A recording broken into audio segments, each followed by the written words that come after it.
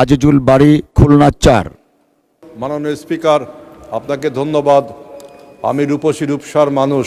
আমার নির্বাচনী এলাকা রূপসা, তেরোখাদা, দিঘলিয়া, ভৈরব নদী এবং রূপসা নদী দ্বারা বিচ্ছিন্ন।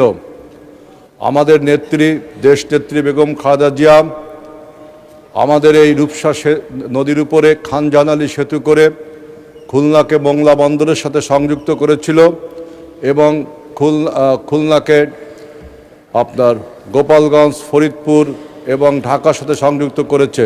এখন বক্তব্য হলো, আমাদের ভৈরব নদীর উপরে একটি সেতু প্রয়োজন, কারণ খুলনা বিভাগীয় শহর খুলনা থেকে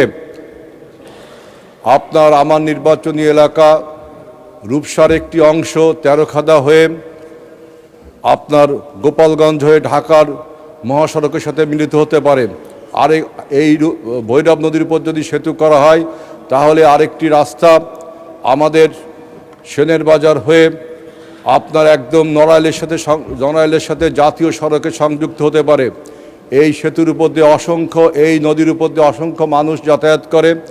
আমাদের সেনের বাজার থেকে তেরোখাদা হয়ে গোপালগঞ্জ পর্যন্ত রাস্তা একটা লেনের রাস্তা, একটা সরু রাস্তা, প্রচুর যানজট হয়। এখানে মানুষের অনেক বিড়ম্বনা হয়, অনেক ব্যবসায়িক মালামাল পণ্য নিয়ন্ত্রণ করতে সমস্যা হয়।